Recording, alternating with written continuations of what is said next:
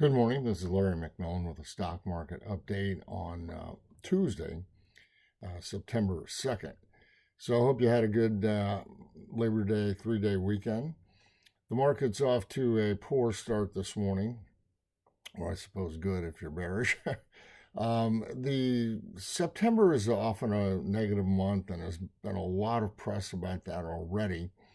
It seems to have affected trading this morning to some extent. In other words, just a little bit of selling seemed to mushroom quickly. We don't, put much credence in newspaper articles or things like that, so we'll just stick with our indicators. SPX failed to follow through on Friday. It made new all-time highs on Thursday, but it couldn't follow through on Friday. But there's still support at 6360, then 6200. And 6150. So those are all decent support areas. We've probed down towards 6360 this morning. We haven't gotten there yet.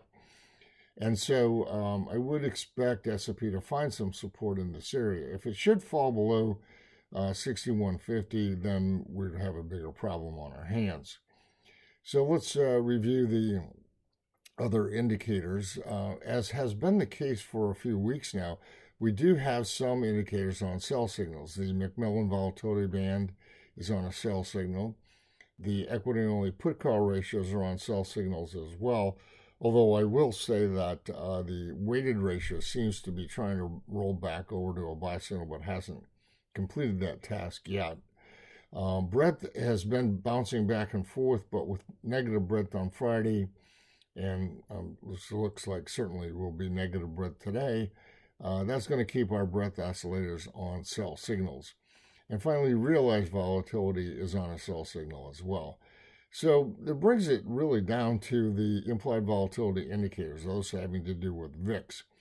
The spike peak buy signal is still in place, but that would be eliminated if VIX rises 3 points over on a closing price basis over any 3-day or shorter time period. So that could happen really as soon as today. That would stop at that buy signal from early August. It's about to expire on its own anyways later this week. The trend of VIX buy signal, however, that's a buy signal for the stocks, is still in place, and that would remain in place unless VIX closes above its 200-day moving average for 2 consecutive days. It's still below that. VIX, the 200-day moving average is at 1910. But that's not that far away. And then the construct of volatility derivatives, that's an important indicator as well. Right now, the term structures are sloping upward, so that's still bullish.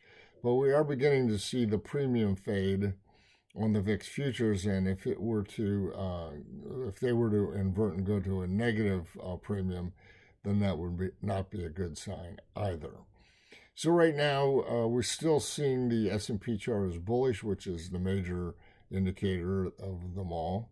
But we are mindful of the other indicators, and if we start to get some weakness from the volatility complex, the implied volatility complex, then that's going to tilt the weight of the evidence towards the bearish side.